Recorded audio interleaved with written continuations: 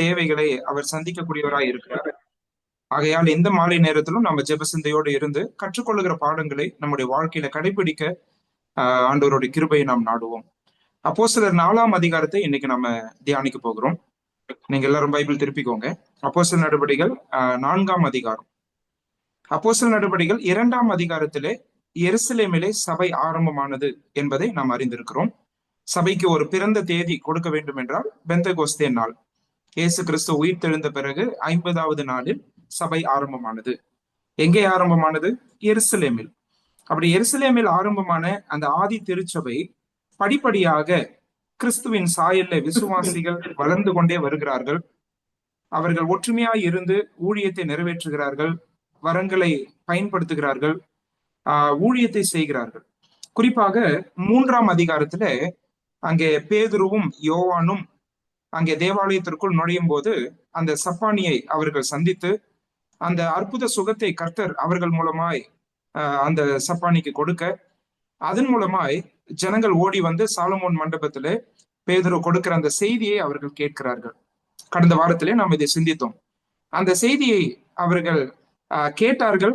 ஆண்டவராகிய இயேசு கிறிஸ்துவை அநேகர் விசுவாசித்து ஏற்றுக்கொண்டார்கள். அந்த செய்தி 26வது வசனத்தோடு நிறைவு பெறுகிறது என்று நான் சொல்லியிருந்தேன்.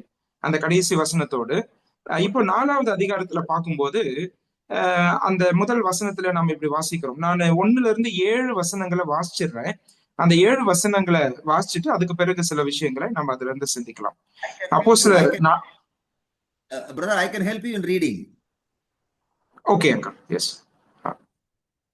1-7 வசனங்கள் 4ஆம் அதிகாரம். அப்போஸ்தலர் 4ஆம் அதிகாரம். அவர்கள் ஜனங்களுடனே பேசிக் கொண்டிருக்கையில் ஆசாரியர்களும் தேவாலயத்து சேனை தலைவனும் சதுசேயரும் அவர்களிடத்தில் வந்து அவர்கள் ஜனங்களுக்கு உபதேசிக்கிறதினாலும் இயேசுவை முன்னிட்டு மரித்தோரிலிருந்து உயிர்த்தெழுதலை பிரசங்கிக்கிறதினாலும் சினங்கொண்டு அவர்களை பிடித்து சாயங்காலமா இருந்தபடியினால் மறுநாள் வரைக்கும் காவலில் வைத்தார்கள். வசனத்தை கேட்டவர்களில் அநேகர் விசுவாசித்தார்கள். அவர்கள் தொகை ஏறக்குறைய 5000 இருந்தது. மறுநாளிலே ஜனங்களுடைய அதிகாரிகளும் மூப்பரும் வேதபாரகரும் பிரதான ஆசாரியனாகிய அன்னாவும் காய்பாவும் யோவானும் அலெக்சந்தரும் பிரதான ஆசாரியருடைய குடும்பத்தார் யாவரும் எருசலேமிலே கூட்டங்கூடி அவர்களை நடுவே நிறுத்தி, நீங்கள் எந்த வல்லமையினாலே எந்த நாமத்தினாலே இதை செய்தீர்கள் என்று கேட்டார்கள். வாசித்த இந்த வசனங்களிலே நமக்கு முதலாம் வசனத்திலே நமக்கு புரியுது, அங்கே பேதுருவும் யோவானும் அந்த செய்தியை முடிக்க கூட இல்லை. அதை நம்ம வாசிக்கிறோம். அவர்கள் ஜனங்களுடனே பேசி கொண்டிருக்கையில் அப்படின்னு படிக்கிறோம். அவர்கள் செய்தி கொடுத்து கொண்டே இருக்கும்போது, பேசிக்கொண்டே இருக்கும்போது அங்கே என்ன நடக்கிறது? ஆசாரியர்களும் தேவாலயத்து சேனை தலைவனும் சதுசேயரும் அவர்களிடத்தில் வந்தார்கள். வந்து என்ன செய்யறாங்க? அவர்கள் ஜனங்களுக்கு உபதேசிக்கிறதுனாலும் இயேசுவை முன்னிட்டு மரித்தோரிலிருந்து உயிர்த்தெழுதலை பிரசங்கிக்கிறதுனாலும் சினங்கொண்டு, அதாவது கடும் கோபம் கொண்டு அவர்களை பிடித்து சாயங்காலமா இருந்தபடியினால் மறுநாள் வரைக்கும் காவலில் வைத்தார்கள். அப்போஸ்தலர் நடபடிகள்ல ஒரு முக்கியமான கருப்பொருள் பாடுகள். திருச்சபைக்கு வரக்கூடிய பாடுகள். இந்த பாடுகள் இங்கேதான் துவங்குகிறதை நாம் பார்க்கிறோம். நீங்க அப்போஸ்தலர் 2ஆம் அதிகாரத்துடைய கடைசி வசனத்தை வாசிச்சீங்கன்னா, ஜனங்கள் எல்லாரிடத்திலும் தயவு பெற்று இருந்தார்கள் அப்படின்னு நம்ம அதுல படிச்சோம். அதாவது விசுவாசிகள் எல்லாருமே ஜனங்களிடத்திலே தயவு பெற்று இருந்தார்கள். அப்பொழுது எந்த பாடுகளும் அவர்களுக்கு வரவில்லை. இப்பொழுது சபை வளர வளர பிசாசு அநேக பாடுகளை இங்க கொண்டு வருவதை நாம் இங்கே பார்க்கிறோம். அது ஏற்கனவே ஆண்டவர் இயேசு கிறிஸ்து சீஷர்களுக்கு முன் அறிவித்த காரியங்கள் தான். என் நிமித்தம் நீங்கள் துன்பப்படுவீர்கள் என்று ஆண்டவர் இயேசு கிறிஸ்து அவருடைய சீஷர்களிடத்திலே அவர் சொல்லியிருந்தார். இப்பொழுது அந்த பாடுகள் ஆரம்பிக்கிறத நம்ம இங்க பார்க்கிறோம். இந்த முதலாம் வசனத்துல நம்ம பார்க்கும்போது அங்கே ஆசாரியர்கள்னு வாசிக்கிறோம், தேவாலயத்து சேனை தலைவன் என்று வாசிக்கிறோம், சதுசேயர் என்று வாசிக்கிறோம். இந்த தேவாலயத்து சேனை தலைவன் என்று சொல்லும் போது அந்த தேவாலயத்துல இருக்கக்கூடிய காவலாளர்கள் போலீஸ் போர்ஸ் அங்க இருக்கும் டெம்பிள்ல. அந்த போலீஸ் போர்ஸோடைய ஒரு கமாண்டிங் ஆபீசர் தான் இவர். அந்த காவலாளர்களுடைய தலைவராக இவர் காணப்பட்டிருந்தார். அதாவது தேவாலயத்துல இருக்கக்கூடிய காவலாளர்களுடைய தலைவன். அதனாலதான் பைபிள் எப்படி சொல்லுதுன்னா தேவாலயத்து சேனை தலைவன். அதே போல வேற யார் யார் அங்க வந்திருக்காங்க? ஆசாரியர்கள், அடுத்தது சதுசேயர். நீங்க 2வது வசனத்தை படிக்கும்போது 2 விஷயங்களை கவனிக்கணும். ஒண்ணு, அவர்கள் ஜனங்களுக்கு உபதேசிக்கிறதுனாலும், அதுதான் முதல்ல. சரியா? இப்போ நம்ம இந்த கேள்வி எழுப்பணும்னா என்ன உபதேசிச்சாங்க? 2வது அதிகாரமும் 3வது அதிகாரத்துல நம்ம படிக்கும்போது இயேசுவே கிறிஸ்து என்றுதான் அவர்கள் பிரசங்கிக்கிறார்கள், உபதேசிக்கிறார்கள், இல்லையா? இப்போ குறிப்பாக இந்த இடத்துல சதுசேயர் இருக்கும்போது, இந்த கூட்டத்திலே அதிகமானோர் யார் இருந்தார்கள் என்றால் சதுசேயர்கள் இருந்தார்கள். அதாவது பழைய ஏற்பாட்டு காலத்திற்கும் புதிய ஏற்பாட்டுக்கும் வேதத்துல அதுக்கு இடையில இருந்த அந்த இடைவெளி காலத்திலே உருவான ஒரு மத குழுவினருடைய பெயர் தான் சதுசேயர். இவர்கள் குறிப்பாக இயேசுவை மேசியாவாக ஏன் ஏற்றுக்கொள்வதில்லை என்றால், இவர்கள் இந்த பழைய ஏற்பாட்டு காலத்துக்கும் புதிய ஏற்பாட்டு காலத்துக்கும் இடையில அந்த 400 வருஷம் இடைவெளியில மக்கபியர்களுடைய ஆட்சி வந்தது. அதாவது யூதர்கள் மத்தியில மக்கபியர்கள் எழும்பினார்கள். குறிப்பாக கிமு 2ஆம் நூற்றாண்டிலே நடைபெற்ற விஷயங்கள். அப்போ பாத்தீங்கன்னா இந்த மக்கபியர்கள் பெரிய புரட்சியை ஏற்படுத்தினார்கள். யூதர்களுக்கு ஆதரவாய் நின்றார்கள். எதிர்த்த ஒரு ராஜா, சீரிய நாட்டு ராஜாவை கொலை செய்தார்கள். ஒரு பெரிய புரட்சியை ஏற்படுத்தி யூதர்களுக்கு ஒரு விடுதலை தேடி தந்தார்கள். அந்த காலகட்டத்திலேயே சதுசேயர்களுடைய நம்பிக்கை என்னவென்றால், மேசியா வந்து விட்டதாக அந்த குறிப்பிட்ட கூட்டத்தார் நம்புகிறார்கள். அதனால அவர்கள் என்ன செய்வதில்லை என்று சொன்னால், இயேசுவை மேசியாவாக அல்லது கிறிஸ்துவாக அவர்கள் ஏற்றுக்கொள்வது இல்லை. அப்போ இந்த இடத்துல படிக்கும்போது இவங்க ஜனங்களுக்கு என்ன உபதேசிச்சுட்டு இருக்கிறாங்க? இயேசுதான் கிறிஸ்து என்று உபதேசிக்கிறார்கள். அதை சதுசேயர்கள் ஏற்றுக்கொள்வது இல்லை. நீங்க 3வது அதிகாரத்துல நம்ம படிக்கும்போது கவனிச்சிருப்பீங்க.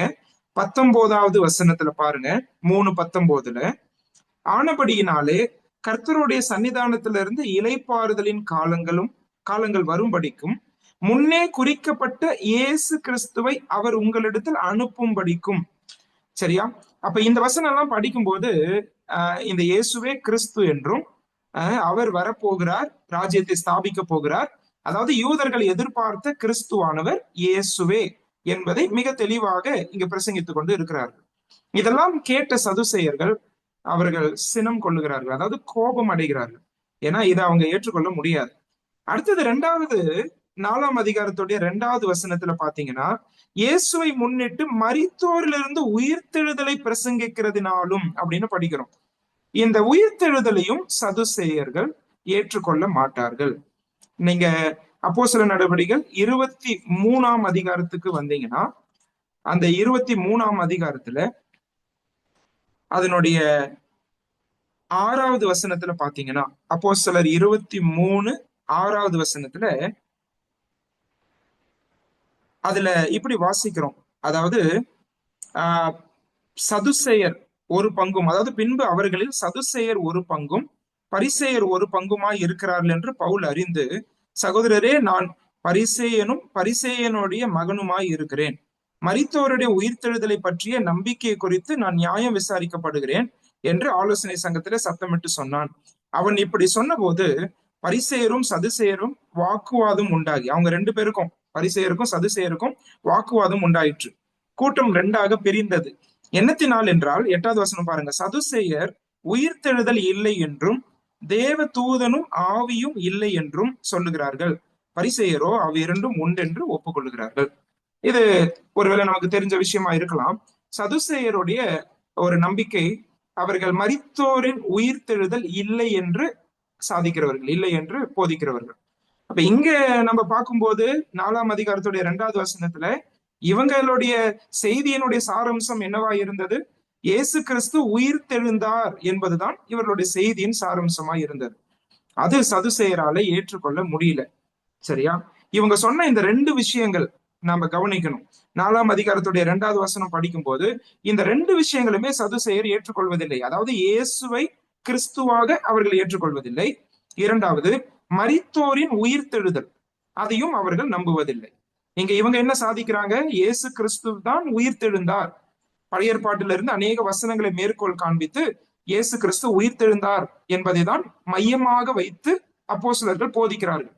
2வது அதிகாரத்துல பேதுருனுடைய பிரசங்கமா இருக்கட்டும், 3ஆம் அதிகாரத்துல பேதுருனுடைய பிரசங்கமா இருக்கட்டும், இதுல எல்லாம் இயேசு கிறிஸ்துவினுடைய உயிர்த்தெழுதலை அவர் குறிப்பிடுகிறார். இதை ஏற்றுக்கொள்ள முடியாத சதுசேயர் அவர்கள் என்ன செய்கிறார்கள் என்று சொன்னால், அங்கே சினம் கொண்டு இவங்க 2 பேரையும் பிடித்து சாயங்காலமா இருந்தபடினால் மறுநாள் வரைக்கும் காவலில் வைத்தார்கள். இதுதான் இந்த அதிகாரத்துல நடக்கிற விஷயங்களா நம்ம பார்க்கிறோம். அதாவது முதல் முறை இந்த திருச்சபை பாடுகளை அனுபவிக்கிறார்கள். இதுல இருந்து நீங்க அப்போஸ்தலர் நடபடிகள் பார்த்தீங்கன்னா, இந்த பாடுகள் இன்னும் அதிகமாகிறதை தான் நம்ம பார்க்க முடியும். 4ஆம் அதிகாரத்துல இப்படிப்பட்ட ஒரு பாடு இப்படிப்பட்ட ஒரு உபத்திரவம் எழும்பினது. இந்த அதிகாரத்துடைய கடைசியில நம்ம படிப்போம், இயேசு கிறிஸ்துவினுடைய நாமத்தினால நீங்க பிரசங்கிக்கவே கூடாது அப்படின்னு கட்டளையிட்டு இவங்களை பயமுறுத்தி அனுப்பி விடுவார்கள். இதுக்கு பிறகு 5ஆம் அதிகாரத்துக்கு வந்தீங்கன்னா அவங்களை அடிக்கிறாங்க, 12 அப்போஸ்தலர்களையும் அடிக்கிறாங்க. அதுக்கு பிறகு 7ஆவது அதிகாரத்துக்கு வந்தீங்கன்னா ஸ்தேவான கல்லெறிகிறாங்க. அதுக்கு பிறகு 12ஆம் அதிகாரத்துக்கு வந்தீங்கன்னா பேதுருவை பிடிச்சு சிறையில அடைக்கிறாங்க. அதே 12ஆம் அதிகாரத்துல யாக்கோபை சிறைச்சேதம் பண்றாங்க, அப்போஸ்தலனாகிய யாக்கோபு அவனு. அதுல இப்ப நான் எதுக்காக இதை சொல்றேன்னா, இந்த 4ஆம் அதிகாரத்துல துவங்குகிற இந்த பாடுகள் உபத்திரவம் போக போக இன்னும் அதிகமாகி கொண்டே இருக்கிறதை லூக்கா மிக அழகாக அப்போஸ்தலர் நடபடிகள் புத்தகத்திலே காண்பிக்கிறார். சரியா? ஆனால் அதே சமயம் இங்க வேற ஒரு விஷயத்தையும் லூக்கா ரொம்ப அழகா காண்பிக்கிறாரு. 4வது வசனத்தை பாருங்க. 4ஆம் அதிகாரத்துடைய 4வது வசனம், வசனத்தை கேட்டவர்களில் அநேகர் விசுவாசித்தார்கள். அதை கவனிச்சீங்களா? அவர்கள் தொகை ஏறக்குறைய 5000 இருந்தது.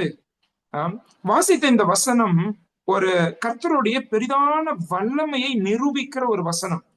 ஏனென்றால் தேவ மனிதர்களை பிடித்து சிறையில் அடைக்கலாம், ஆனால் தேவனுடைய வார்த்தை பரம்புவதை, பலன் தருவதை ஒரு மனிதனாலும் அடக்கிவிட முடியாது.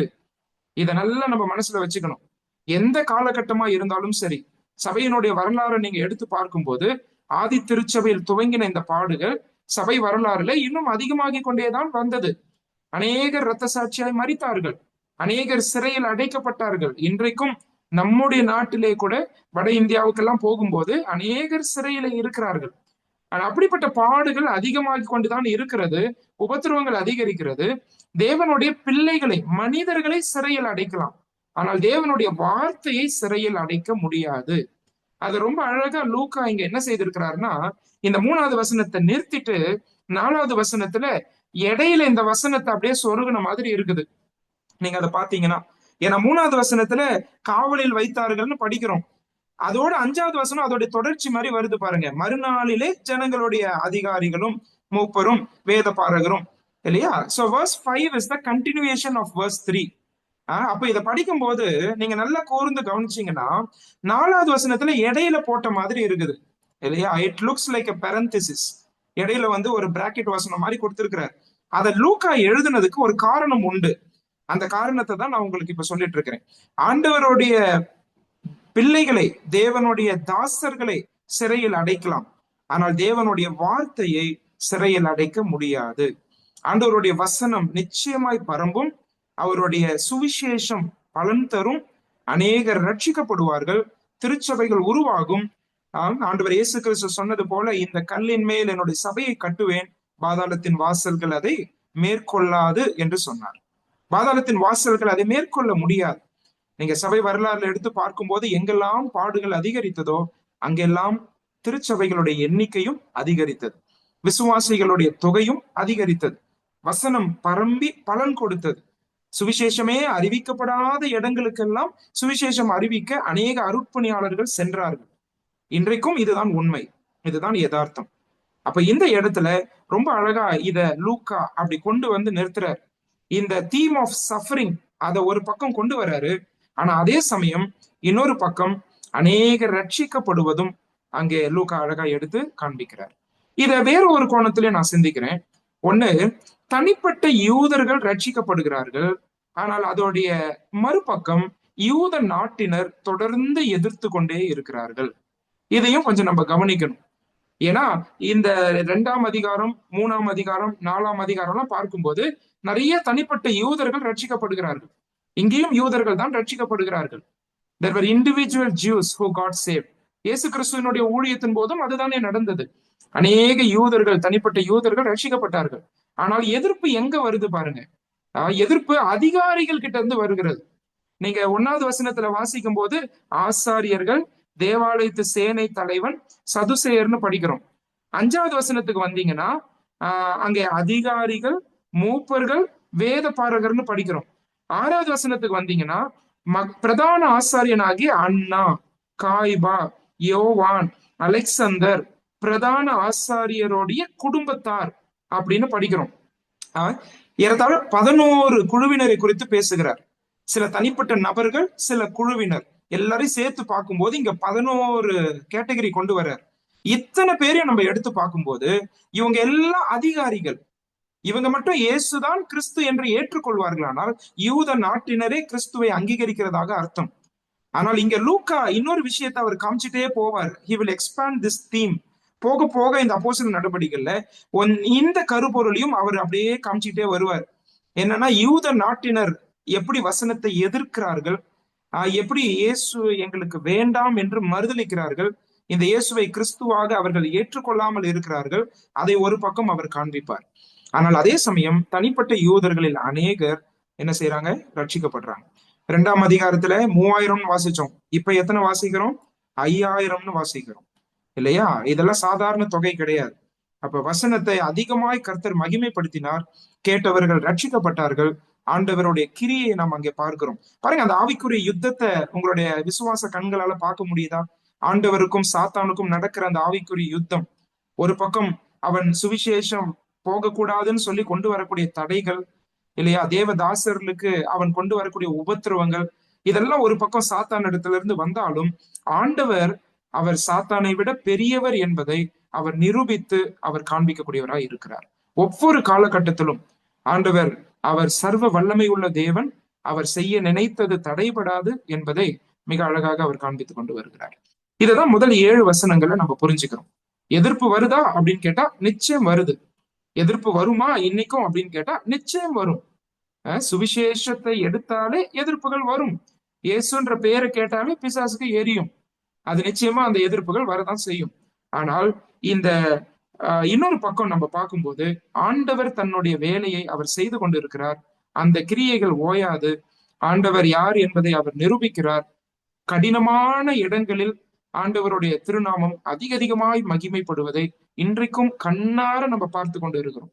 அநேக இடங்களில் மலை வாழும் மக்கள் இடத்துல, பழங்குடியினர் மத்தியில எதிர்ப்புகள் அதிகமாக இருக்கக்கூடிய இடத்துல, மனிதர்களை அடித்து புசிக்கக்கூடிய இடத்துல, அந்த இடங்களில் எல்லாம் ஆண்டவர் தன்னுடைய வார்த்தையை அனுப்புகிறார். பல விதங்களில் அற்புதங்கள், அடையாளங்களை செய்கிறார். தம்மை பல விதங்களில் வெளிப்படுத்துகிறார். அருட்பணியாளர்களை எழுப்புகிறார். அதன் மூலமாய் அநேகர் ரட்சிக்கப்படுகிறார்கள்.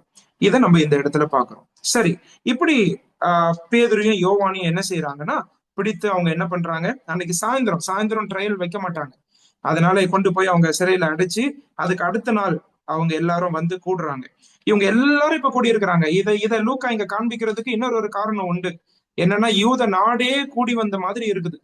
அந்த நாட்டிலே அன்னைக்கு பாத்தீங்கன்னா எருசலேம்ல எல்லாம் வாழ்ந்த மக்கள் அதிகமான தொகை கிடையாது. ஏறத்தாழ ஒரு 25,000 இருந்து ஒரு 50,000 மக்கள் தான் அங்க இருக்கிறாங்கன்னே சொல்றாங்க. அப்ப ரொம்ப குறைவான மக்கள் தான் அங்க. இப்ப இந்த இடத்துல இங்க லூக்கா காண்பிப்பது என்னவென்றால், யாரெல்லாம் அந்த யூத நாட்டினுடைய மத தலைவர்களா இருந்தார்களோ அவர்கள் எல்லாம் இங்க கூடி வந்திருக்கிறார்கள். இப்ப கூடி வந்திருக்கிற இந்த இடத்துலதான் அந்த விசாரணை நடைபெற போகிறது. இது ஒரு பக்கம் விசாரணை அப்படின்னு சொன்னாலும், இன்னொரு பக்கம் தேவனுடைய தாசர்கள் பேதுரு, யோவான்லாம் இதை எப்படி பாக்குறாங்க அப்படின்னா, சுவிசேஷத்தை அறிவிக்க அவர்களுக்கு கிடைத்த வாய்ப்பாக இதை பார்க்கிறார்கள். கவனிச்சிங்களா? இன்னைக்கு ஏன் அருட்பணியாளர்கள் சிறையில் அடைக்கப்படுகிறார்கள் அப்படின்னு நம்ம கேள்வி கேட்கிறோம். ஆனா சிறையில இருக்கிற காவலாளர்கள், சிறையில இருக்கிற அதிகாரிகள், அவங்களுக்கும் சுவிசேஷம் போய் சேரணும் இல்லையா? ஆண்டவர் எல்லா இடங்களிலுமே வரக்கூடிய உபத்திரவங்களை நன்மைக்கு ஏதுவாய், அவருடைய திட்டத்துக்கு ஏதுவாய் மாற்றக்கூடியவராய் தான் இருக்கிறார். அநேகர் சுவிசேஷத்தை கேட்கக்கூடிய ஒரு வாய்ப்பாக இந்த இடத்துல இங்க அப்படிதான் பேதுரு அதை பாக்குறாரு. சரியா? 7வது வசனத்துல வாசிக்கிறோம், அவர்களை நடுவே நிறுத்தி, நீங்கள் எந்த வல்லமையினாலே, எந்த நாமத்தினாலே இதை செய்தீர்கள் என்று கேட்டார்கள். இவங்க நியாயப்பிரமாணத்தின் அடிப்படையில தான் விசாரிக்கிறாங்க. நீங்க உபாகமம் புஸ்தகத்துல படிச்சு பாத்தீங்கன்னா அதனுடைய அந்த வசனத்தை நம்ம வாசிக்க போறது இல்ல, ரெஃபரன்ஸ் மட்டும் நான் கொடுக்குறேன். உபாகமம் 13ஆம் அதிகாரம் 1-5 வசனங்களை வீட்டுல வாசிச்சு பாருங்க. அந்த இடத்துல நம்ம வாசிக்கும் போது, இப்படி யாராவது ஒரு தீர்க்கதரிசி எழும்பி இப்படிப்பட்ட அற்புதங்கள், அடையாளங்கள் எல்லாம் செய்வாரானால் அவருடைய போதனை என்ன என்பதை இவர்கள் கூர்ந்து கவனித்து விசாரித்து அறிந்து அது உண்மையாகவே வேத போதனை தானா என்பதை இவர்கள் பரிசோதிக்க வேண்டும். இது ஆண்டவர் கொடுத்த கட்டளை. அப்ப அந்த நியாயப்பிரமாணத்தின் படிதான் இவர்களை என்ன செய்கிறார் என்று சொன்னால் விசாரணையில கொண்டு வந்து நிறுத்துகிறார்கள். ஏன்னா எந்த அதிகாரத்துல இவங்க செய்யறாங்க, இது வேதத்தின் அடிப்படையில் உள்ள விஷயம் தானா, அதாவது அவர்களுடைய பழைய ஏற்பாடு அந்த நியாயப்பிரமாணத்தின் அடிப்படையில தான் இது நடக்குதா அப்படின்றத அவங்க பரிசோதித்து பார்க்க வேண்டும். அது சரியா இருந்தால் அவர்கள் அதை ஏற்றுக்கொள்ள வேண்டும்.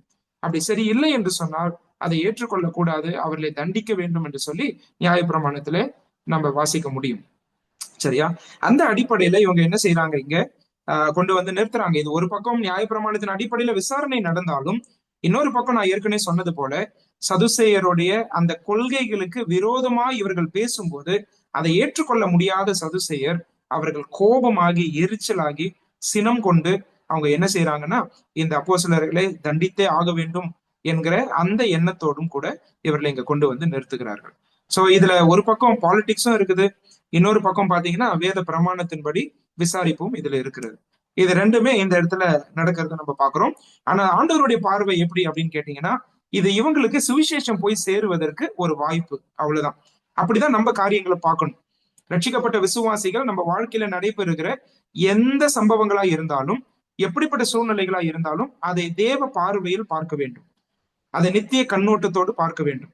ஒருவேளை அது பாடுகளாய் நமக்கு தோன்றலாம், ஆனால் அதன் பின்பதாக ஆண்டவரே நீர் என்ன செய்ய சித்தமா இருக்கிறீர் என்று நாம் கேட்போமானால் நம்மை கொண்டு தேவனுடைய நோக்கங்களை அவர் நிறைவேற்றக்கூடியவராய் இருக்கிறார். அது இந்த பேதுருவுக்கும் யோவானுக்கும் பாடுகள் தானா அப்படின்னு கேட்டா நிச்சயம் பாடுகள் தான். அவர்களை பிடித்து அடைக்கிறார்கள், அவர்களை அடிக்கிறார்கள், இதெல்லாம் பாடுகள் தான். ஆனால் அதற்கு பின்பதாக ஆண்டவருடைய உன்னத நோக்கம் நிறைவேறுகிறதை பேதுரு தன்னுடைய ஆவிக்குரிய கண்களால் பார்க்கிறார், யோவான் தன்னுடைய ஆவிக்குரிய கண்களால் பார்க்கிறார். அதனால இதை எப்படி பார்க்கிறாங்கன்னா, சுவிசேஷம் அறிவிக்க ஆண்டவரே எங்களுக்கு கொடுத்த வாய்ப்பாக நாங்கள் இதை எடுத்துக்கொள்ளுகிறோம் என்று ஆண்டவருக்கு நன்றி சொல்லுகிறார்கள். அப்படிதான் நம்முடைய வாழ்க்கையை இந்த பூமியில வாழணும். நம்ம வாழ்க்கையில வரக்கூடிய சந்தர்ப்பங்கள், சூழ்நிலைகள், நம்ம வாழ்க்கையில ஏற்படக்கூடிய சாதகமற்ற நம்ம விரும்பாத விஷயங்கள் கூட ஆண்டவருடைய நல் நோக்கங்களுக்கு பங்களிக்க முடியும். அந்த கண்ணோட்டத்தோடு கூட கிறிஸ்துவ வாழ்க்கையை அணுகுவோமானால் தேவனுடைய நோக்கங்கள் நிறைவேறும், அவருடைய நாமம் மகிமைப்படும். அதுதான் இங்க நடக்க போகுது. ஏன்னா பேதுரு இந்த இடத்துல என்ன பண்றாருன்னா ஒரு செய்தியை கொடுக்க போறாரு. சரியா? எந்த அதிகாரத்துல இதை கேக்குறீங்க, எந்த நாமத்தினால இதை செய்தீங்க அப்படின்னு அவங்க கேக்குறாங்க. ஆண்டவர் இயேசு கிறிஸ்து இத முன்னதாகவே அறிவித்திருந்தார். சரியா? இப்படிப்பட்ட பாடுகள் வரும், அந்த நேரத்துல நீங்க என்ன பேசணும்னு சொல்லி உங்களுக்கு தெரியாம இருக்கிறத குறிச்சு நீங்க கவலைப்பட வேண்டாம்னு சொன்னார். 1-2 வசனங்களை நம்ம வாசிக்கலாம். லூக்கா 21 அதிகாரத்துக்கு வாங்க. லூக்கா 21 அதிகாரம் அதனுடைய 12-15 பாருங்க. லூக்கா 21:12 வாசிக்கிறோம். இவைகள் எல்லாம் நடப்பதற்கு முன்னே என் நாமத்து நிமித்தம் அவர்கள் உங்களை பிடித்து ஜெப ஆலயங்களுக்கும் சிறைச்சாலைகளுக்கும் ஒப்பு கொடுத்து ராஜாக்கள் முன்பாகவும் அதிபதிகள் முன்பாகவும் உங்களை இழுத்து துன்பப்படுத்துவார்கள். ஆனாலும் அது உங்களுக்கு சாட்சி ஆவதற்கு ஏதுவாயிருக்கும். அப்படியே நடக்குது பாருங்க. ஆண்டவர் அங்க என்ன சொன்னாரோ இது நீங்க சாட்சியாய் இதை அறிவிப்பதற்கு அது உங்களுக்கு ஒரு வாய்ப்பா இருக்கும்னு ஆண்டவர் சொல்றார். அததான் இப்படி பேதுரு இங்க எடுத்துக்கிறார். அப்படிதான் இந்த சூழ்நிலையை அவர் பார்க்கிறார். உங்க வாழ்க்கையில ஒருவேளை இந்த பைபிள் ஸ்டடி அட்டென்ட் பண்ற நம்முடைய வாழ்க்கையில ஆண்டவர் கொண்டு வரக்கூடிய அந்த வாய்ப்புகள், சாதகமற்ற சூழ்நிலையில கூட அவரை மகிமைப்படுத்துவதற்கு வாய்ப்புகள் இருக்குமான்னு கேட்டா நிச்சயம் இருக்கும். ஒருவேளை உங்க வாழ்க்கையில வரக்கூடிய பாடுகளை நீங்க சந்தோஷமாய் ஏற்றுக்கொள்வது மூலமாய், பொறுமையோடு அதை ஏற்றுக்கொள்வது மூலமாய் அநேகர் கிறிஸ்துவை அறிந்து கொள்வார்கள். நீங்கள் வணங்குற தெய்வம் எப்படிப்பட்டவர் என்பதை உங்க வாழ்க்கை மூலமாய் தான் அவர்கள் அறிந்து கொள்வார்கள். இந்த இடத்துல கூட நம்ம பார்க்கும்போது இந்த துன்பங்கள் பாடுகள் மத்தியில இங்க பேதுரு நின்று தைரியமா செய்தி கொடுக்கறத நம்ம பார்க்கிறோம். இது ஒரு வாய்ப்பாக அவர் எடுத்துக்கொள்ளுகிறார். அததான் ஆண்டவர் இயேசுவே இங்க சொன்னார், அது உங்களுக்கு சாட்சி ஆவதற்கு ஏதுவாய் இருக்கும். அடுத்த வசனம் பாருங்க, 14. ஆகையால் என்ன உத்தரவு சொல்லுவோம் என்று கவலைப்படாது இருக்கும்படி உங்கள் மனதிலே நிர்ணயம் பண்ணி கொள்ளுங்கள். உங்களை விரோதிக்கிறவர்கள் ஒருவரும் எதிர் பேசவும் எதிர் நிற்கவும் கூடாத வாக்கையும் ஞானத்தையும் நான் உங்களுக்கு கொடுப்பேன். கவனிச்சீங்களா? இதே 4ஆம் அதிகாரத்துல, அப்போஸ்தலர் 4ஆம் அதிகாரத்துல பிறகு நம்ம படிச்சு பார்க்கும்போது 13வது வசனத்துல பேதுரு யோவானும் பேசுகிற தைரியத்தை அவர்கள் கண்டு அவர்கள் படிப்பறியாதவர்களும் பேதமை உள்ளவர்களும் என்று அவங்க அறிந்தபடினால் ஆச்சரியப்படுறாங்க. அப்புறம் என்ன முடிவு செய்யறாங்கன்னா, அவர்கள் இயேசுடனே கூட இருந்தவர்கள் என்று அறிந்து கொண்டார்கள் இல்லையா. ஆண்டவர் அப்படிப்பட்ட ஞானத்தையும் தைரியத்தையும் வார்த்தைகளையும் வல்லமையும் அவர் கொடுக்கக்கூடியவராய் இருக்கிறார் இல்லையா. இந்த ஆண்டவர் இயேசு கிறிஸ்து என்ன இங்க அப்போஸ்தலருக்கு சொன்னாரோ அதே போல அந்த தைரியத்தை அங்க கொடுக்கிறார். அதுவும் எப்படி சொல்றாரு பாருங்க, ஒருவரும் எதிர்பேசவும் எதிர் நிற்கவும் கூடாத வாக்கையும் ஞானத்தையும் நான் உங்களுக்கு கொடுப்பேன். கவனிச்சிங்களா? அதான் இங்க நடக்குது. நீங்க மறுபடியும் அந்த 8வது வசனத்துக்கு வாங்க. அப்போஸ்தலர் 4ஆம் அதிகாரம் 8வது வசனத்துல பேதுரு இங்க செய்யறது நம்ம வாழ்க்கையில ஒரு பெரிய பாடம். இந்த சாதகமற்ற சூழ்நிலையை சுவிசேஷத்திற்கான வாய்ப்பாக பார்க்கிறார். அதை நம்ம கற்றுக்கொள்ள வேண்டும். இரண்டாவதாக, என்ன பேசுவோம் என்பதை குறித்து கவலைப்படவில்லை. ஆனால் பரிசுத்த ஆவியினால் நிறைந்தவராய் வல்லமையாய் அவர் சுவிசேஷத்தை அறிவிப்பதை நாம் இங்கே பார்க்கிறோம். சரியா? இது ரொம்ப முக்கியமா நம்ம கவனிக்க வேண்டியது. பாடுகள் எங்க அதிகமாகுதோ அங்கே தேவனுடைய தாசர்களுக்கு ஆண்டவர் கொடுக்கிற வல்லமையை பாருங்க, அவர்களுக்கு கொடுக்கிற அந்த துணிவை பாருங்க இல்லையா. பாடுகள் நின்னுச்சா அப்படின்னு கேட்டா நிக்கல. ஆனா தைரியம் அதிகமாச்சா அப்படின்னு கேட்டா தைரியம் அதிகமானது. கவனிச்சீங்களா? இந்த இடத்துல பார்க்கும்போது பேதுருவுக்கு அந்த தைரியத்தையும் அந்த துணிவையும் ஆண்டவர் கொடுக்கிறார். 8வது வசனம் ரொம்ப அருமையான வசனம். 8வது வசனத்தை பாருங்க. அப்போஸ்தலர் 4:8. அப்பொழுது பேதுரு பரிசுத்த ஆவியினாலே நிறைந்து, கவனிச்சீங்களா? பரிசுத்த ஆவியினாலே நிறைந்து. ஏற்கனவே இந்த விஷயங்களை குறித்து நம்ம பேசிட்டு வந்தோம். அப்போஸ்தலர் 2ஆம் அதிகாரத்துல அதை நான் விளக்கி சொன்னேன். இப்ப பரிசுத்த ஆவியானவர் பேதுருவை ஆட்கொள்வதை நாம் பார்க்கிறோம். அவருடைய கட்டுப்பாட்டில் இப்பொழுது பேதுரு இருக்கிறார். நான் ஒரு விஷயத்த உங்களுக்கு சொல்லியிருந்தேன், உங்களுக்கு ஞாபகம் இருக்கும். பரிசுத்த ஆவியினால் நிறைந்த ஒரு மனுஷன் என்ன செய்வார், பரிசுத்த ஆவியின் நிறைவினுடைய பலன் என்னவா இருக்கும் அப்படின்றத நம்ம படிச்சோம். அதுல முதலாவது நான் சொன்னது என்னன்னா, ஆண்டவர் இயேசு கிறிஸ்துவை அவர் மகிமைப்படுத்துவார் என்று சொல்லியிருந்தேன். ஆண்டவர் இயேசு கிறிஸ்துவை உயர்த்தி காண்பிப்பார் என்று சொல்லியிருந்தேன். பரிசுத்த ஆவியினால் நிறைந்த ஒரு மனுஷன், நிறைந்த ஒரு விசுவாசி, அவர் செய்யக்கூடிய முக்கியமான விஷயம் என்னன்னா, இயேசு கிறிஸ்துவை உயர்த்தி காண்பிப்பார், இயேசு கிறிஸ்துவை மகிமைப்படுத்துவார். ஏன்னா பரிசுத்த ஆவியானவர் அப்படிப்பட்ட வேலையை தான் நமக்குள்ள இருந்து செய்யணும்னு விரும்புறார். யோவான்ல நம்ம ஏற்கனவே அதை படிச்சோம். பரிசுத்த ஆவி வரும்போது அவர் என்னுடையதிலிருந்து எடுத்து உங்களுக்கு அறிவிப்பதினால் என்னை மகிமைப்படுத்துவார் அப்படின்னு யோவான் 16ஆம் அதிகாரத்துல இயேசு கிறிஸ்துவானவர் சொல்லி இருக்கிறார். அவர் என்னுடையதிலிருந்து எடுத்து பேசுவதனால் என்னை மகிமைப்படுத்துவார். அவர் தம்முடைய சுயமாய் ஒன்றும் செய்ய மாட்டார் என்று சொன்னார். பரிசுத்த ஆவியானவருடைய லட்சியம், இலக்கு என்னவென்றால் இயேசு கிறிஸ்து உயர்ந்து காணப்பட வேண்டும். அதற்குதான் நம்மை அவர் ஆட்கொள்ளுகிறார், நம்மை நிறைக்கிறார். பரிசுத்த ஆவியினால் நிறைந்து வாழும் விசுவாசிகள் தங்களுடைய வாழ்க்கையினாலும் வார்த்தையினாலும் கிறிஸ்துவை வெளிப்படுத்துவார்கள். சரியா? சிம்பிளா நம்ம அதை புரிஞ்சுக்கலாம். அப்ப இந்த இடத்துல பேதுரு செய்ய போறதும் என்ன அப்படின்னு கேட்டீங்கன்னா, மறுபடியும் ஒரு பிரசங்கிக்க போறாரு. ஒரு சின்ன செய்தி. இந்த செய்தி முழுக்க முழுக்க ஆண்டவர் இயேசு கிறிஸ்துவை தான் அவர் மகிமைப்படுத்துறார். ஆண்டவர் இயேசு குருவை தான் உயர்த்தி காண்பிக்கிறார். பிரியமானவர்களே, நம்முடைய வாழ்க்கையில பாருங்க, இப்ப ஆவியின் கனின்னு படிக்கிறோம் இல்லையா. ஆவியின் கனின்னு படிச்சு அதுல 9 குணாதிசயங்களை படிக்கிறோம். இந்த 9 குணாதிசயங்களும் யாரை காண்பிக்குதுன்னா கிறிஸ்துவை காண்பிக்கிறது. இந்த 9 குணாதிசயங்களும் பூரணமா யார் இடத்துல இருந்தது என்றால் கர்த்தராகிய இயேசு கிறிஸ்து இடத்துல இருந்தது. அதனாலதான் அந்த ஆவியின் கனின்னு படிக்கிறேன். ஆவியானவரால் நிறைந்த ஒரு விசுவாசி இப்படிதான் வாழ்வார், இப்படிதான் கிறிஸ்துவை வெளிப்படுத்துவார் இல்லையா. நீங்க அப்போஸ்தலர் நடவடிக்கைகள்ல எல்லா இடத்துலயும் பாருங்க. நான் ஏற்கனவே இதை சொல்லியிருந்தேன். புதிய ஏற்பாட்டுல 15 இடத்துல பரிசுத்த ஆவியினால் நிறையப்படுதலை குறித்து எழுத்தாளர்கள் எழுதி வச்சிருக்கிறாங்க. அதுல 14 இடத்துல 14 டைம்ஸ் 14 பிளேசஸ் 14 இடத்துல அவங்க கிறிஸ்துவை தான் பிரசங்கித்திருக்கிறார்கள், கிறிஸ்துவை தான் உயர்த்தி இருக்கிறார்கள். இங்க பேதுருவையும் நம்ம அப்படிதான் பாக்குறோம். பரிசுத்த ஆவியினால் நிறைந்த வாழ்க்கை நாம் வாழுவது அவசியம். அப்படி வாழும்போது கிறிஸ்து அதில் வெளிப்படுகிறார், தேவன் அதில் மகிமைப்படுகிறார். சரியா? சரி, 8வது வசனத்துல அப்பொழுது பேதுரு பரிசுத்த ஆவியினாலே நிறைந்து அவர்களை நோக்கி என்ன சொல்றாரு பாருங்க. ஜனத்தின் அதிகாரிகளே, இஸ்ரவேலின் மூப்பர்களே, பிணியாளியாய் இருந்த இந்த மனுஷனுக்கு செய்யப்பட்ட உபகாரத்தை குறித்து எதினாலே இவன் ஆரோக்கியமானான் என்று நீங்கள் இன்று எங்களிடத்தில் விசாரித்து கேட்டால், உங்களால் சிலுவையில் அறையப்பட்டவரும் தேவனால் மரித்தோரிலிருந்து எழுப்பப்பட்டவருமாய் இருக்கிற நசரேயனாகிய இயேசு கிறிஸ்துவின் நாமத்தினாலேயே இவன் உங்களுக்கு முன்பாக சொஸ்தமாய் நிற்கிறான் என்று உங்கள் எல்லாருக்கும் இஸ்ரவேல் ஜனங்கள் எல்லாருக்கும் தெரிந்திருக்க கடவுது. எவ்வளவு அருமையா கொண்டு வர்றாரு பாருங்க. இப்போ மிராக்கிள மறுக்க முடியாது, அற்புதத்தை மறுக்க முடியாது, ஏன்னா அவன் சுகமாய் நின்னுட்டு இருக்கிறான் பக்கத்துல. சரியா? இது நடக்கல அப்படின்னு சொல்ல முடியாது. ஆனா இப்ப குற்றச்சாட்டு என்ன கொண்டு வராங்கன்னா, நீங்க என்ன அதிகாரத்துல இதை செய்தீங்க அப்படின்னு கேக்குறாங்க. ஆண்டவர் இயேசு கிறிஸ்துட்டையும் அப்படித்தானே கேட்டாங்க இல்லையா? நீர் என்ன அதிகாரத்துல இதை செய்றீர்னு சொல்லணும் அப்படின்னு கேட்டாங்க இல்லையா? அதே போலதான் இவங்க இடத்துலயும் கேக்குறாங்க. இந்த அற்புதத்தை மறுக்க முடியல, ஆனா அற்புதம் எதனால நடந்தது என்பதை அவங்க வாயினால கேட்டு அறிந்து அதன் மூலமாய் குற்றம் பிடிக்க அவர்கள் பார்த்தார்கள். ஆனா இங்க பேதுரு என்ன செய்யறாரு அப்படின்னா, இந்த அற்புதத்துக்கு காரணம் ஆண்டவர் இயேசு கிறிஸ்து என்று 10வது வசனத்துல அவர் சொல்றாரு. அது மட்டுமல்ல, 11, 12 வசனங்களை பார்க்கும்போது பழைய ஏற்பாட்டு வசனத்தை மேற்கோள் காண்பித்து அவர் திருஷ்டாந்தப்படுத்துகிறார்.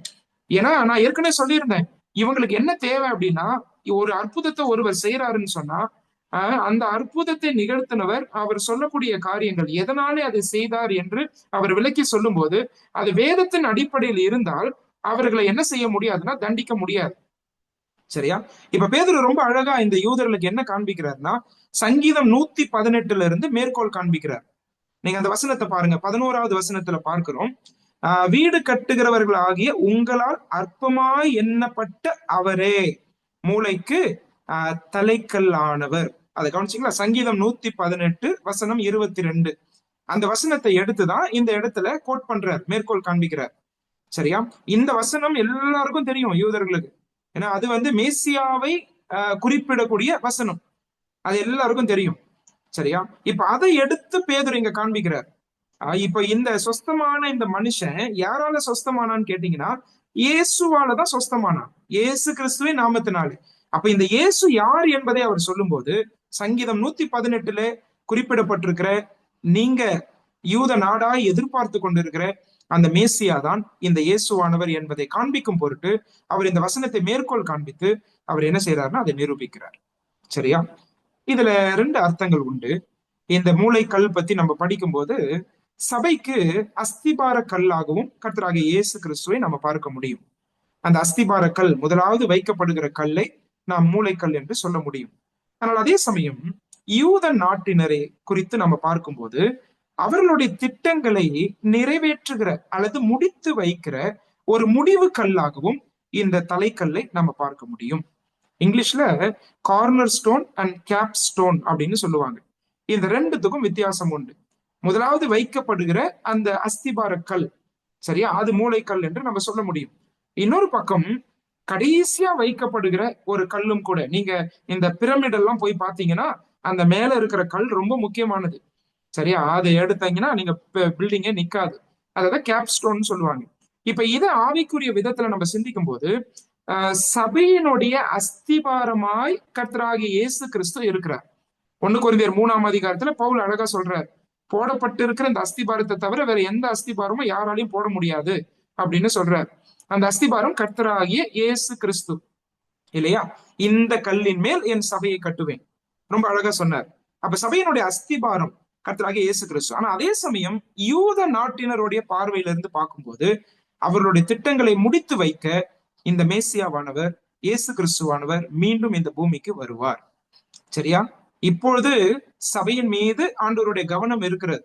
ஆனால் எதிர்காலத்திலே யூத நாட்டினரை கூட்டி சேர்த்து அவர்களுடைய திட்டங்களை முடித்து வைக்க ஆண்டவர் இயேசு கிறிஸ்து மீண்டும் இந்த பூமிக்கு வருவார். அவர்கள் எதிர்பார்த்து கொண்டிருக்கிற 1000 வருட அரசாட்சியை அவர் ஸ்தாபிப்பார். அவரே தாவீதின் சிங்காசனத்திலே ராஜாவாய் அமருவார். அந்த யூத நாட்டினர் எதிர்பார்த்து கொண்டிருக்கிற கிறிஸ்துவாய் அவர்களை அரசாளுவார். உங்களுக்கு ஞாபகம் இருக்கா? ரோமர் 11ஆம் அதிகாரத்துல இந்த கான்செப்ட் தான் பவுல் கொண்டு வர்றாரு. இஸ்ரவேலுடைய எதிர்காலம் எப்படி இருக்கும் அப்படின்றத ரோமர் 11ல ரொம்ப அழகா சொல்லித்தர்றாரு. ரோமர் 9 இஸ்ரவேலுடைய கடந்த காலம், ரோமர் 10 இஸ்ரவேலுடைய நிகழ்காலம், ரோமர் 11 இஸ்ரவேலுடைய எதிர்காலம். இந்த இஸ்ரவேலுடைய எதிர்காலத்தை பத்தி பேசும்போது நமக்கு இந்த கான்செப்ட் ஞாபகம் வரும். அதாவது காட்டு ஒலிவ மர கிளைகள் நம்ம என்ன செய்திருக்கிறாருன்னா சுபாவ ஒலிவ மரத்தோட அப்படி கிராஃப்ட் பண்ணியிருக்கிறார் இல்லையா?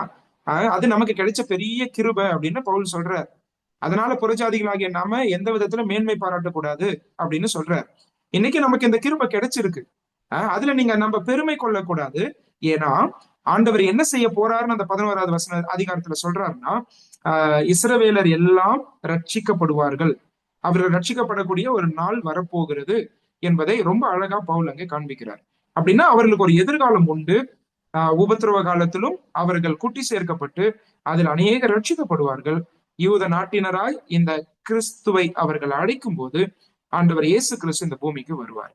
அவர் செய்த உடன்படிக்கைகள் எல்லாவற்றையும் அவர் நிறைவேற்றுவார். அவர் கொடுத்த வாக்கு தத்தங்கள் எல்லாம் அந்த 1000 வருட அரசாட்சியில நிறைவேறும். அப்ப யூத நாட்டினருக்கு இவர் எப்படி இருக்கிறாருன்னா கேப் ஸ்டோனா இருக்கிறார். சபைக்கு இவர் ஃபவுண்டேஷன் ஸ்டோனா, கார்னர் ஸ்டோனா இருக்கிறார். ஒருவேளை இங்க பேதுரு மனசுல வச்சு பேசுறது சபையை குறித்து பேசுறாரா அல்ல யூத நாட்டினரை குறித்து பேசுறாரான்றது நமக்கு சரியா புலப்படல. ஆனா கூடி வந்திருக்கிறவங்க யூதர்கள். அதனால அவங்க புரிஞ்சுக்கிற விதத்துல எப்படி புரிஞ்சுப்பாங்கன்னா, நாம எதிர்பார்த்து கொண்டு இருக்கிற மேசியாவாக தான் இந்த மனுஷன் இயேசுவை காண்பிக்கிறார். இந்த ராஜ்யத்தை ஸ்தாபிக்க போகிறவர் இவர்தான் சொல்லி இவர் காண்பிக்கிறார். அவர் தான் திட்டங்களை முடித்து வைக்க போறாரு அப்படின்ற விதத்துலதான் யூத நாட்டினர் இங்க புரிஞ்சிருப்பாங்க. எப்படியோ பழைய ஏற்பாட்டில இருந்து எடுத்து காண்பித்து, இந்த வசனத்தை எடுத்து காண்பித்து இயேசுவே கிறிஸ்து என்பதை ரொம்ப அழகா காண்பிக்கிறார். ஆவியானவர் அவங்களை எப்படி கண்டித்து உணர்த்துறாரு பாருங்க. பரிசுத்த ஆவியினால் நிறைந்த ஒரு மனுஷன் பேசும்போது பாவங்கள் கண்டித்து உணர்த்தப்படும். அந்த 10வது வசனத்துல அவர் சொல்றார், உங்களால் சிலுவையில் அறையப்பட்டவர். அதை கவனிச்சீங்களா? நீங்க இந்த இயேசு கிறிஸ்துவை நிராகரித்தீர்கள், சிலுவையில அறைந்தீர்கள். அந்த இயேசுவை தான் தேவன் என்ன செய்தார்? மரித்தோரிலிருந்து எழுப்பினார். அதுவும் நஸ்ரேயனாகிய இயேசுன்ற பதத்தை பயன்படுத்துறாரு பாருங்க, இல்லையா? அற்பமாய் எண்ணப்பட்ட ஒரு நாமம் அது. அந்த பெயர் அற்பமாய் எண்ணப்பட்ட இகழ்வான ஒரு சொல். நம்ம அதை முன்னாடி எல்லாம் படிக்கும்போது நம்ம புரிஞ்சுக்கிறோம், இல்லையா? நாசரேத்துல இருந்து எந்த ஒரு நன்மையும் வராது அப்படின்னு தான் நாத்தான்வேல் சொன்னார், இல்லையா? அப்ப அப்படிப்பட்ட இடத்துல வளர்ந்த இயேசு நஸ்ரேயனாக, அதாவது பழைய ஏற்பாட்டுல அவர் அசட்டை பண்ணப்படுவார், அவர் புறக்கணிக்கப்படுவார் என்றெல்லாம் தீர்க்கதரிசிகளால் உரைக்கப்பட்ட இந்த கர்த்தராகிய இயேசு கிறிஸ்து, நஸ்ரேயனாகி அந்த இயேசு, சரியா? ஒருவேளை உங்களால் அவர் அற்பமா எண்ணப்பட்டிருக்கலாம், ஆனால் அவரை தான் தேவன் என்ன செய்திருக்கிறார்? உயர்த்திருக்கிறார். அவரை தான் மூளைக்கல்லாக, தலைக்கு மூளைக்கல்லாக அவரை ஆண்டவர் உயர்த்திருக்கிறார். வீடு கட்டுகிறவர்களாகிய உங்களால் அற்பமாய் எண்ணப்பட்ட அவரே, அற்பமாய் எண்ணப்பட்ட, இகழப்பட்ட, புறக்கணிக்கப்பட்ட, ஓரமாய் ஒதுக்கப்பட்ட, சிலுவையில் அறையப்பட்ட இவரை தான் தேவன் என்ன செய்திருக்கிறார்? உயர்த்தி இருக்கிறார் என்று சொல்லுகிறார். நீங்க சங்கீதம் 118 படிக்கும் போது இத இஸ்ரவேல் தேசத்துக்கு அப்ளை பண்ணிதான் தாவீது அங்க எழுதுறாரு, சரியா? இதுல இருந்து சில பாடங்களும் நம்ம கற்றுக்கொள்ள முடியும். ஒருவேளை சாதாரணமானவங்களை ஆண்டவர் இன்னைக்கு தெரிந்தெடுக்கிறாரு, சரியா? அவர்களை உயர்த்துறாரு, ஆண்டவர் அவர்களை பயன்படுத்துறாரு. அப்படிப்பட்ட பாடங்களும் நம்ம இதுல இருந்து புரிந்து கொள்ள முடியும். நம்ம உண்மையாவே ஆண்டவருக்கு ரொம்ப நன்றி உள்ளவர்களா இருக்கணும். அவரை துதிக்கணும், ஸ்தோத்தரிக்கணும். ஏன்னா அற்பமாய் எண்ணப்பட்ட, இழிவாய் எண்ணப்பட்ட, பைத்தியமாய் காணப்பட்ட நம்மை கர்த்தர் தெரிந்தெடுத்திருக்கிறார், கிறிஸ்துவோடு இணைத்து வைத்திருக்கிறார், உன்னதங்களிலே அவரோடு கூட உட்கார வைத்திருக்கிறார். ஆவிக்குரிய சகல ஆசீர்வாதங்களினால் கிறிஸ்துவுக்குள் நம்மை ஆசீர்வதித்திருக்கிறார். இந்த உயர்வுக்கு காரணம் தேவன் தான், நாம கிடையாது.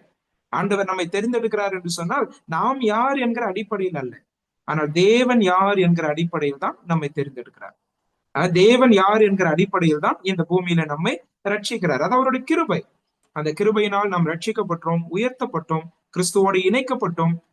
அந்த விதத்திலையும் நம்ம வாழ்க்கையில நம்ம உண்மையாகவே அதை உணர்ந்து பார்த்து ஆண்டவருக்கு நன்றி சொல்ல வேண்டியதா இருக்கிறோம். ஆனா இந்த இடத்துல ஆண்டவர் இயேசு கிறிஸ்துவை குறித்து பேசும்போது பேதுரு இதை என்ன செய்யறாருன்னா, வீடு கட்டுகிறவர்களாகிய உங்களால் அற்பமாய் எண்ணப்பட்ட அவரே மூளைக்கு தலைக்கலானவர். அதை சொல்லிட்டு என்ன சொல்றாரு பாருங்க, எப்படி உயர்த்தி இருக்கிறார் இந்த இயேசுவை பிதாவானவர், எப்படி உயர்த்திருக்கிறார்னு 12வது வசனத்துல சொல்றாரு பாருங்க.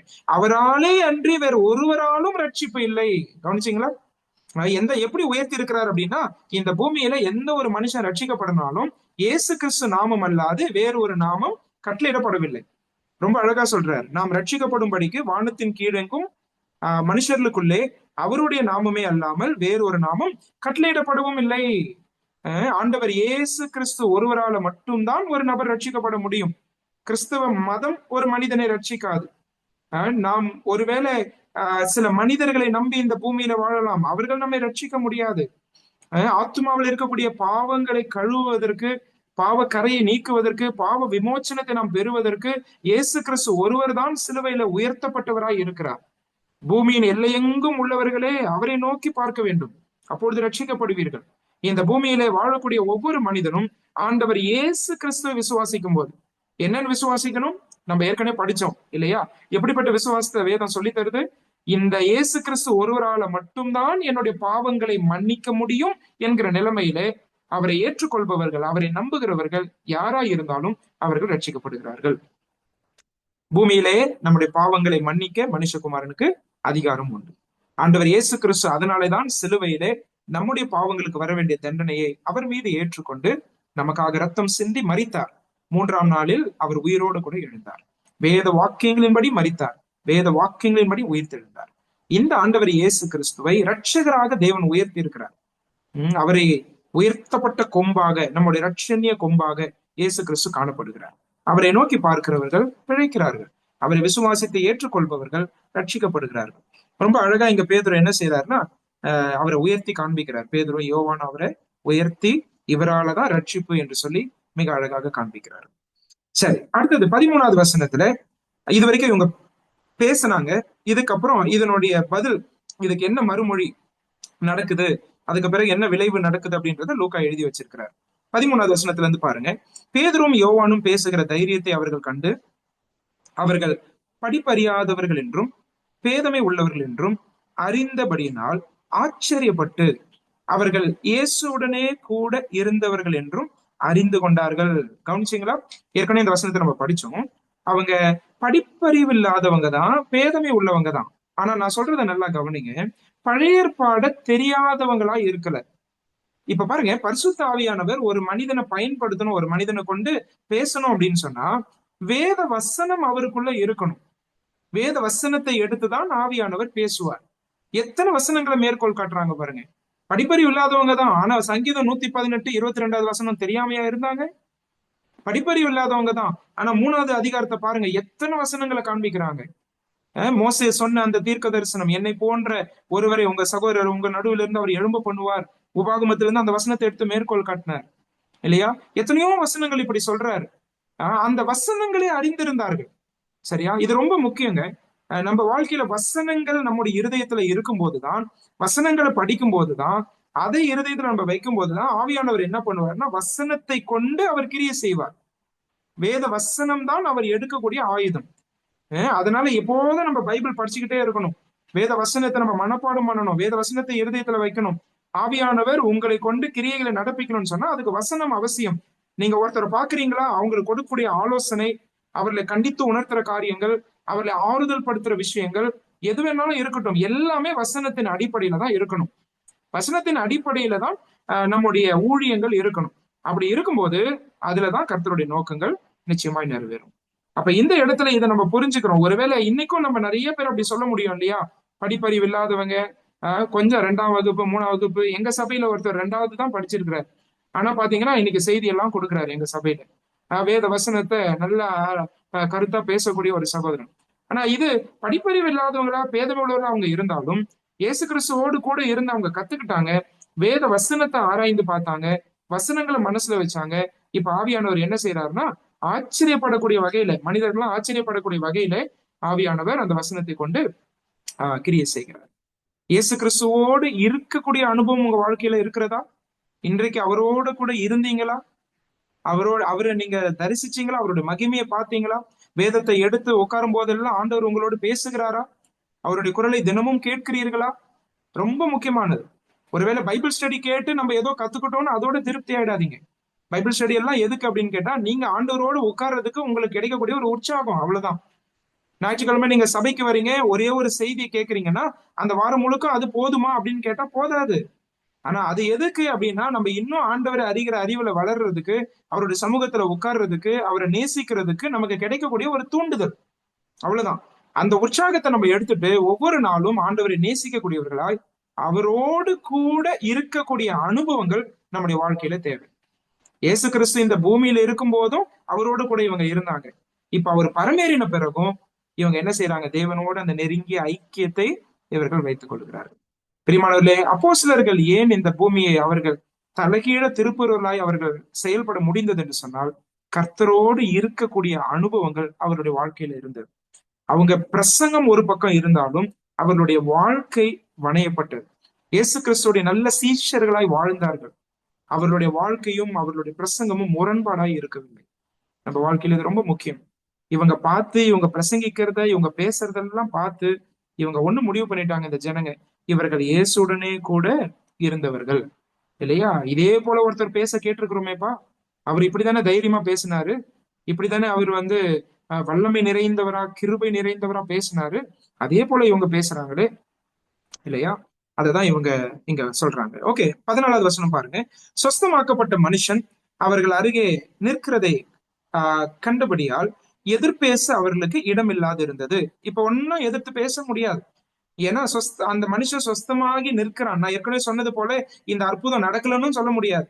அடுத்தது என்ன அதிகாரத்துல நீங்க இதை செய்தீங்கன்னு சொல்றப்ப பழைய ஏற்பாட்டுல இருந்து எடுத்து காண்பித்து இந்த இயேசுதான் கிறிஸ்து, அவருடைய அதிகாரத்தில் தான் நாங்கள் இதை செய்தோம் என்று மிக அழகாக இங்க காண்பிக்கிறாங்க. அதனால எதிர்பேச ஒன்றும் இவர்களிடத்தில் இல்லை. ஆனா இவங்க என்ன செய்யறாங்க? கூட்டம் கூடி இவங்க ஆலோசிக்கிறாங்க. 15வது வசனம் பாருங்க. அப்பொழுது அவர்களை ஆலோசனை சங்கத்தை விட்டு வெளியே போகும்படி கட்டளையிட்டு தங்களுக்குள்ளே யோசனை பண்ணி கொண்டு, இந்த மனுஷரை நாம் என்ன செய்யலாம்?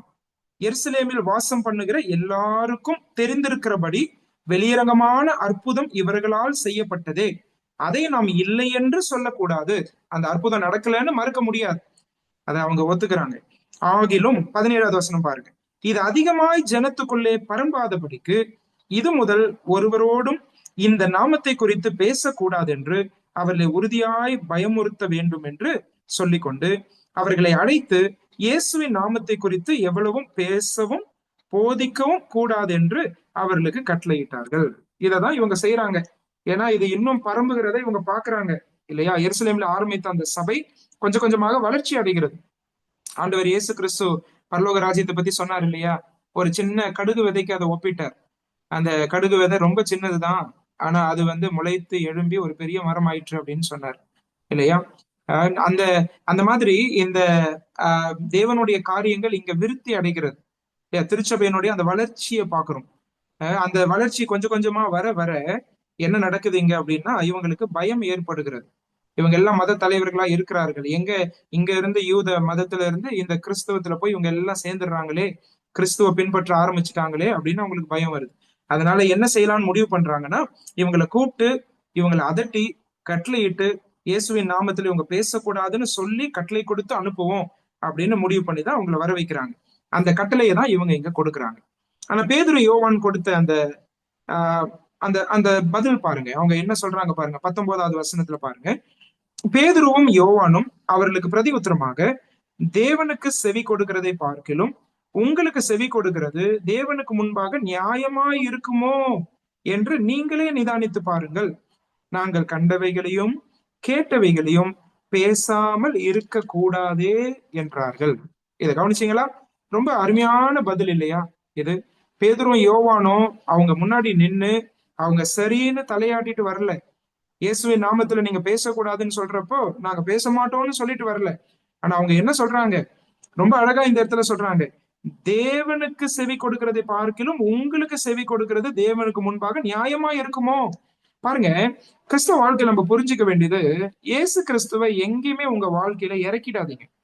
அவருக்கு சேர வேண்டிய மகிமையில இருந்து 1% கூட நம்ம திருடி விடக்கூடாது. அவருடைய நாமம் தூஷிக்கப்படுகிற மாதிரி நம்ம நடந்து கொள்ளக்கூடாது.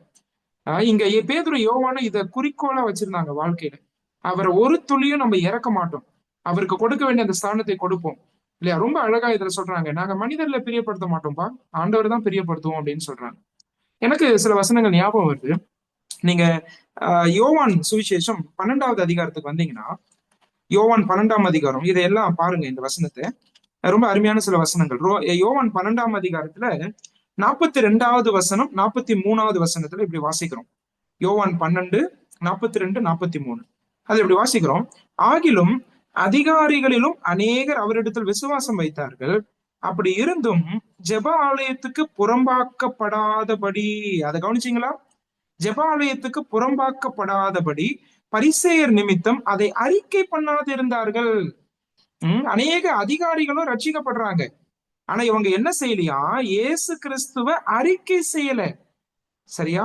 அவங்க எதுக்காக அறிக்கை செய்யலன்னா, பரிசேயர் நிமித்தம், அதாவது மனுஷர்களுக்கு பயந்தாங்க.